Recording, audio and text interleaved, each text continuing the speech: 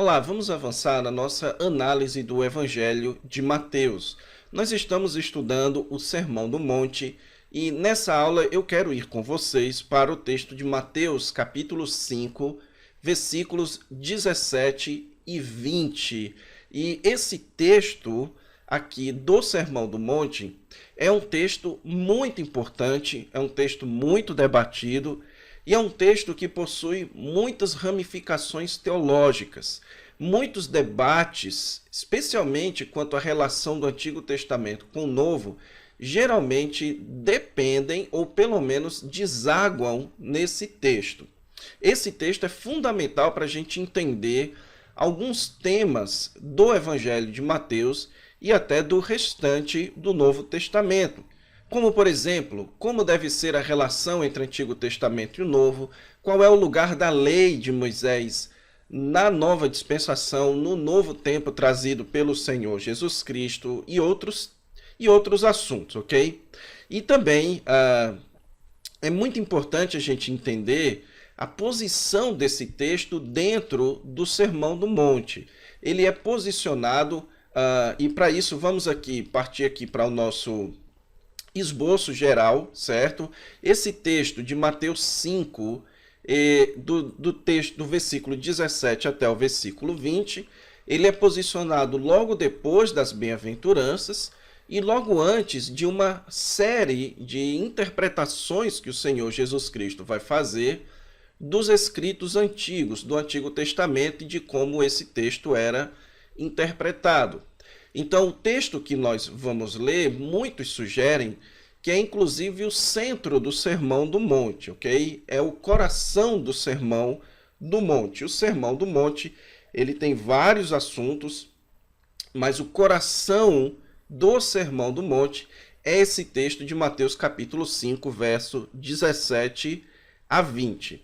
Então, nós estamos aqui, nesse ponto B, onde nós temos o grande discurso de Jesus, que é o discurso do Sermão do Monte, ok?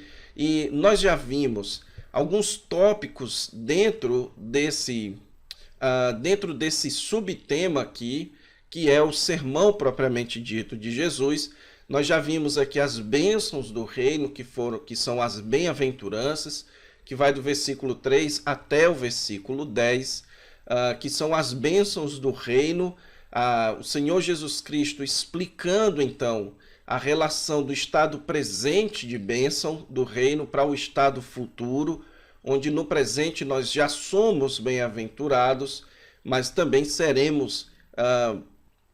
nós também seremos abençoados por Deus no futuro, mediante o desenvolvimento de um caráter daqueles que já abraçaram o Senhor Jesus Cristo. Depois nós vimos a questão do testemunho do reino, certo? Onde o Senhor Jesus Cristo vai falar um pouco a respeito da perseguição que é sofrida naturalmente por aqueles que são ou abraçam o ministério do Senhor Jesus Cristo. Estes são perseguidos por causa da justiça, por causa de Jesus. Então, aqueles que andam em justiça são aqueles que andam em Jesus e por isso atraem perseguição.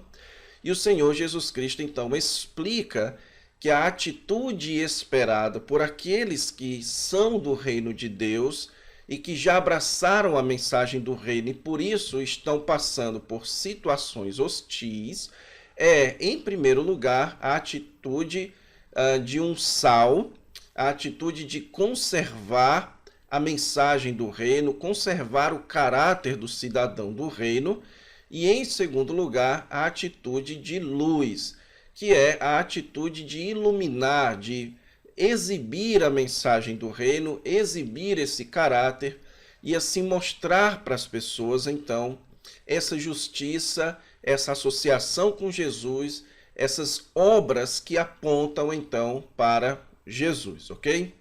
Agora, então, nós vamos para um terceiro tópico que, como eu disse a vocês, é um tópico central, não apenas no Sermão do Monte, como no próprio Evangelho de Mateus, que é o tópico da relação de Jesus com a lei, ok? Então, esse é o tópico que vai do versículo 17 até o versículo 48, até o final do capítulo 5. Então, a partir de agora, do versículo 17 até o final do capítulo, nós temos aqui o Senhor Jesus Cristo se colocando em comparação com o Antigo Testamento. Eu mencionei aqui a lei, mas é bem mais ampla, é com todo o Antigo Testamento, ok? O que você vai encontrar, como eu disse a vocês no início, é a relação, então, entre a justiça do Antigo Testamento e Jesus. Nós já vimos nas bem-aventuranças que o Senhor Jesus Cristo se iguala àquilo que era chamado de justiça. Ele diz: bem-aventurados os perseguidos por causa da justiça, e logo no versículo seguinte ele diz: bem-aventurados sois quando por minha causa vos perseguirem. Então o Senhor Jesus Cristo está associando o andar com Deus, o andar em obediência com a sua pessoa e o seu ensino. Então, naturalmente, isso levanta a questão de como então fica o Antigo Testamento, como então ficam os mandamentos do Antigo Testamento, sendo que a partir de agora, servir a Deus era ouvir a Jesus Cristo. Então o Senhor Jesus Cristo vai explicar essa questão, ok? Então o versículo 17, ele começa aqui com a expressãozinha não penseis. E essa expressão tem a mesma ideia de não pensem que. Então o propósito de Jesus, a partir do versículo 17, é eliminar interpretações equivocadas quanto à sua relação com o Antigo Testamento ou com a antiga dispensação, ok? Então, quando o Senhor Jesus Cristo chama as pessoas a seguirem, ou chama os seus discípulos a o seguirem, e diz então que isso é que é cumprir a justiça de Deus, o Senhor Jesus Cristo então levanta a questão da sua relação com o Antigo Testamento e da relação dos seus discípulos com o Antigo Testamento. E Jesus então vai mostrar para os seus discípulos que eles deveriam ter uma compreensão correta dessa relação. Então, quando ele diz não penseis, ele está aqui então buscando esclarecer de antemão para os seus discípulos a sua relação com o Antigo Testamento, para evitar que eles tenham pensamentos equivocados. Então, aqui no versículo 17, Jesus está prevenindo os discípulos de terem uma compreensão equivocada sobre a sua relação com o Antigo Testamento. E essa compreensão está aqui, essa possível compreensão é expressa aqui no versículo 17, quando o Senhor Jesus Cristo diz: não penseis que vim revogar a lei. Esse termozinho, esse verbo aqui, o verbo vir, certo? Ele era um verbo muito usado em questões de profetas, os profetas que eram enviados por Deus. Então Jesus aqui está se colocando no caráter em uma de suas funções, que é a sua função de um profeta enviado por Deus, ok? Então o Senhor Jesus Cristo recebeu uma missão da parte de Deus e ele veio cumprir esta missão. E parte da sua missão não deveria ser entendida como revogar a lei ou os profetas. Então, em primeiro lugar, é importante que você entenda que essa expressãozinha aqui, lei e profetas, ok? Então, essa expressão, ela significa o Antigo Testamento ou as escrituras judaicas da época, ok? Isso é muito importante que seja dito e que você preste atenção, para que não se pense que aqui o Senhor Jesus Cristo vai falar da sua relação única e exclusivamente com a lei de Moisés ou com os 10 mandamentos. O Senhor Jesus Cristo está deixando aqui claro que o que ele quer trabalhar com seus discípulos é a sua relação não só com os escritos do Pentateuco, com os escritos que trazem a lei, no caso aqui lei, mas como também sobre os escritos proféticos. Então, a lei ou os profetas é uma outra forma do Senhor Jesus Cristo falar aqui da sua relação com o Antigo Testamento. Então, o que Jesus vai tentar fazer a partir de agora? Ele vai tentar colocar o seu ensino dentro do progresso da história da salvação. Eu já expliquei a vocês em aulas anteriores que existe esse processo, estes eventos que marcam o avanço da obra de Deus neste mundo. Um desses eventos, ou o evento mais marcante até agora, é a chegada do Messias, a primeira vinda do Senhor Jesus Cristo, o seu ensino e a sua obra na cruz, sepultamento, redenção, subida aos céus e derramamento do Espírito Santo.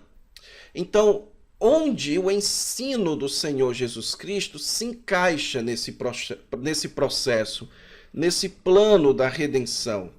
Onde está o seu ensino? Será que o seu ensino ele veio revogar, abolir o Antigo Testamento? Então, a palavra traduzida aqui por revogar, ela também poderia ser traduzida por destruir, ok? Ela era usada em contextos de demolição, por exemplo. É como se Jesus estivesse dizendo, não pensem que eu vim destruir o Antigo Testamento. Então está muito claro aqui que o Senhor Jesus Cristo está falando a respeito da natureza do Antigo Testamento. E o que ele quer dizer aqui é que ele não veio destruir a autoridade do Antigo Testamento. Ele não veio destruir a posição canônica que o Antigo Testamento tem. O que isso significa? Que a vinda de Jesus não significa, portanto, que você precisa rasgar o Antigo Testamento da sua Bíblia, que você precisa desprezar agora o Antigo Testamento e que, portanto, agora é tudo Jesus, é tudo novo, como se tudo que Jesus fosse dizer ele dissesse, então, algo completamente novo e que, portanto, você não precisa mais de jeito nenhum do Antigo Testamento. Então, a questão aqui é a questão da natureza do Antigo Testamento.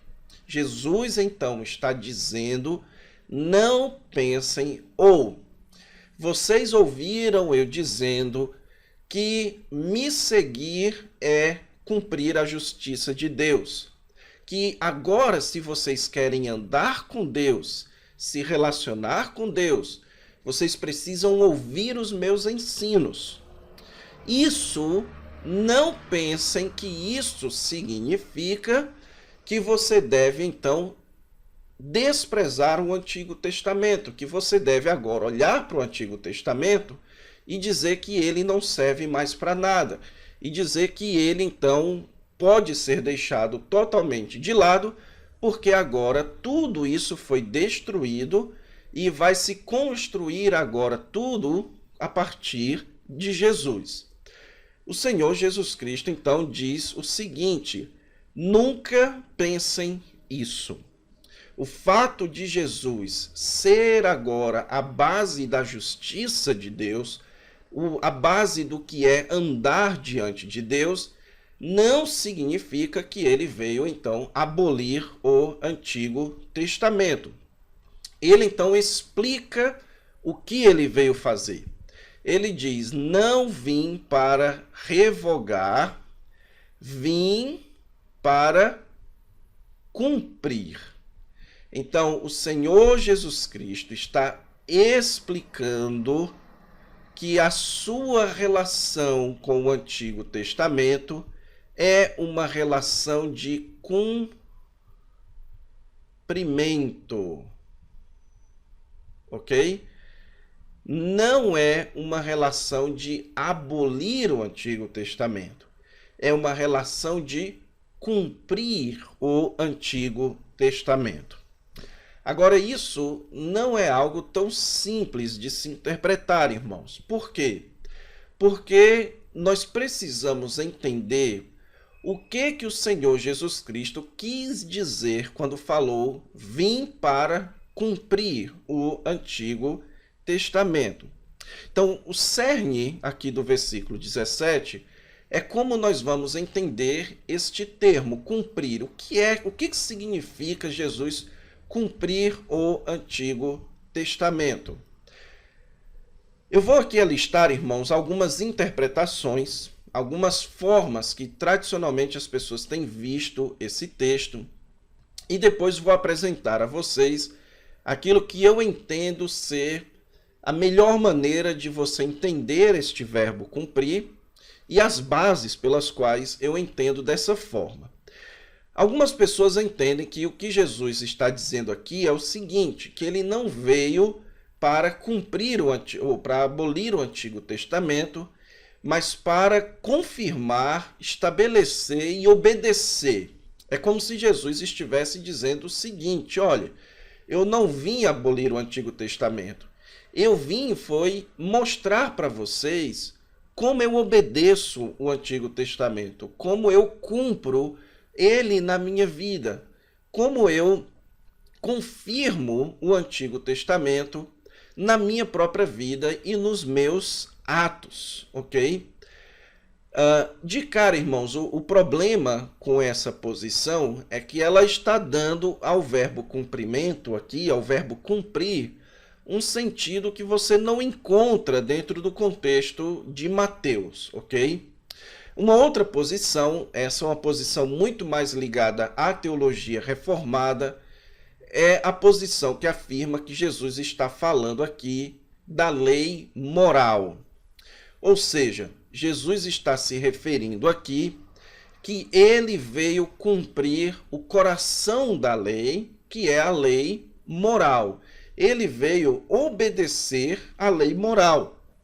Então, na teologia reformada, é comum fazer uma distinção entre lei moral, lei civil e cerimonial. E então se afirma que com a obra de Jesus, a lei civil e a lei cerimonial ficaram para trás. Jesus então veio cumprir a lei moral, ok?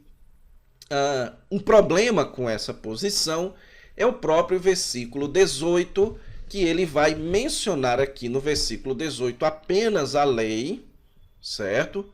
E então vai dizer que nem um i ou um tio jamais passará da lei até que tudo se cumpra. Então, claramente aqui, Jesus não tem em mente apenas um aspecto da lei, ele tem em mente a lei como um todo, ok? Então, essa interpretação ela é complicada pelo próprio contexto, ok? Outros sugerem que Jesus veio mostrar como se cumpre a lei. É como se Jesus estivesse, então, aqui dizendo para os discípulos como é que deve ser, então, o cumprimento da lei, em contraste com a interpretação dos fariseus. Então, Jesus não veio aqui para abolir a lei, ele veio para mostrar como se cumpre a lei e, então, como uma forma de comparação de como os fariseus e os escribas ensinavam que se deveria guardar a lei, ok? Mais uma vez, é de se perguntar se esse é o sentido do verbo cumprir aqui. Então, essas são as posições mais comuns, a forma mais comum em que as pessoas interpretam aqui o verbo cumprir. O que eu entendo, irmãos, e vou apresentar aqui as bases pelas quais eu penso assim, é que quando o Senhor Jesus Cristo diz que ele veio para cumprir a lei, o que ele está dizendo é que o Antigo Testamento, a lei e os profetas, se relacionam com ele no sentido de que o Antigo Testamento aponta para Jesus. Então, você precisa ler o Antigo Testamento, é isso que Jesus está dizendo, e entender que o Antigo Testamento, os textos tanto da lei quanto dos profetas, eles apontam para Jesus. Então, a questão aqui não é que Jesus veio abolir a lei ou guardar ou cumprir ou obedecer à lei, mas entre se Jesus veio abolir a lei ou se Jesus veio cumprir aquilo para o qual a lei apontava. Então, a questão aqui não é entre a relação de Jesus com a lei, mas a relação da lei com Jesus. O Senhor Jesus Cristo está explicando aqui que o Antigo Testamento, e em especial a ênfase maior vai ser na lei, a lei aponta para Jesus. A lei foi dada no sentido de apontar para algo maior que viria depois dela. E esse algo maior que viria depois dela é Jesus. Agora, com que base a gente entende que cumprir tem esse sentido aqui? Porque este é o sentido que Mateus vem adotando no seu evangelho até aqui. Então, no prólogo de Mateus, no capítulo 1 e no capítulo 2, Mateus utiliza a palavra cumprir de várias formas. Então, para lembrar você de pelo menos uma delas, você pode voltar aqui no texto de Mateus capítulo 2, versículo 15. Então, se você tem aí sua Bíblia, abra em Mateus capítulo 2, versículo 15, que diz o seguinte: dispondo-se, versículo 14, dispondo-se ele, tomou de noite o menino e sua mãe e partiu para o Egito. E lá ficou até a morte de Herodes, para que se cumprisse o que fora dito pelo Senhor por intermédio do profeta: do Egito chamei o meu filho. Então veja aqui como Mateus entende o texto aqui, essa citação do Antigo Testamento. Mateus está dizendo que este texto do Antigo Testamento, do Egito chamei meu filho, ele apontava para o Messias, que aquele processo do povo de Israel sair do Egito e ir para a terra, ele apontava para um outro evento histórico, que era a saída de Jesus do Egito para a terra de Israel. Então, isso não significa que, portanto, você poderia ir lá no texto do Antigo Testamento e arrancá-lo da sua Bíblia e jogar fora. Porque o fato de Jesus ir para o Egito, sair do Egito e ir para Israel, isso não significa que o que foi dito no Antigo Testamento deve ser abolido e aquilo não tem autoridade e aquilo então deve ser desprezado. Não. A relação então do Antigo Testamento com os eventos da vida de Jesus é uma relação de cumprimento. O Senhor Jesus Cristo veio para cumprir o propósito para o qual aqueles eventos do Antigo Testamento aconteceram. E aplicando agora no texto aqui do versículo 17, o Senhor Jesus Cristo não veio abolir o Antigo Testamento, mas cumprir o propósito para o qual o Antigo Testamento foi escrito. Aplicando agora a questão da lei, o Senhor Jesus Cristo não veio abolir a lei no sentido de que você agora deve arrancar a lei da sua Bíblia, que ela não serve mais para nada. Não. O Senhor Jesus Cristo veio para cumprir o fim, o propósito para o qual a lei foi escrita. Jesus aqui não está anunciando o fim da relevância do Antigo Testamento. mas ele está afirmando, preste atenção nisso que eu estou dizendo, certo? Jesus agora está afirmando que é chegado o período em que aquilo para o qual a lei apontava chegou e que, portanto, o propósito, a lei atingiu o seu propósito e que, por isso, a partir de agora, seguir a lei de Deus é seguir a Jesus, ok?